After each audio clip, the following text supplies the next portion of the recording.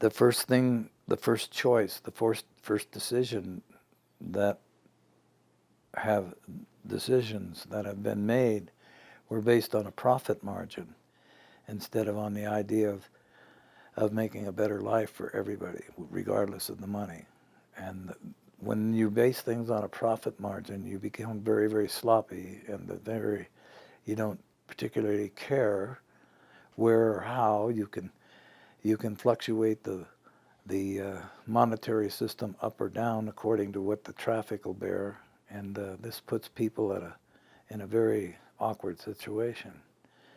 But those that were built on the premise of a profit return are now starting to crumble, and they will all fall apart. They can't hold up. Those that have been based on a humanitarian interest, both human, both animal and plant life, and caring for those things, will flourish and become now the new and different paradigm that will return this earth to what it was always meant to be, a beautiful garden. And we can visit it off the ground once in a while, you know. So I don't know, that's the Knights. We're honored, very humbly honored to be Knights. And it isn't something that happens overnight. It takes a lot of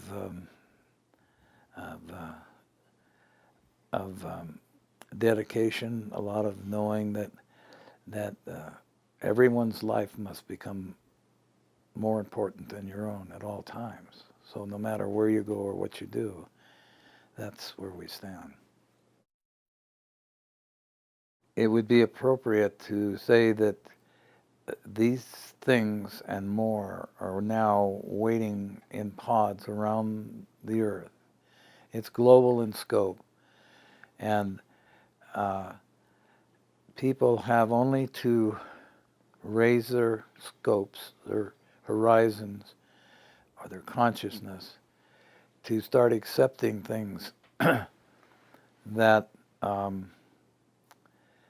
they have been programmed not to accept in the past. As a sense of reprogramming, saying and doing and realizing everything is a part of the one, and the one is good. There is nothing that is not good. We have created the idea of evil. We, as humans, have created the idea of fear and doubts. And this is our creation. It is not nature's. And if we refuse to no longer use those, our consciousness will raise all in of itself to a higher degree, a higher understanding, and a deeper love and respect for nature and all the laws that go with it. It has only to be realized that we are energy. We are materializing things with our mind. This density called the third dimension is being created in what could equate to nanoseconds. It's so fast that the brain cannot even conceive of the conception of manifestation.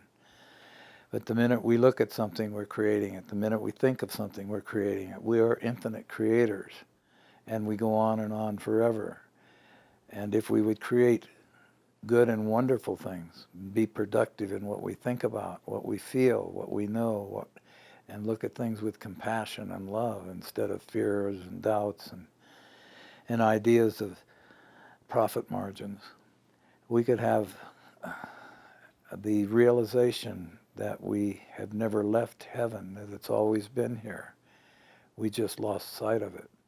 And in raising our consciousness, you'll find joy in what you're doing, joy in what you realize, and eventually feel everywhere you go is heaven, because it's not outside yourself, it's inside. And once you find that, you never want to go anyplace else.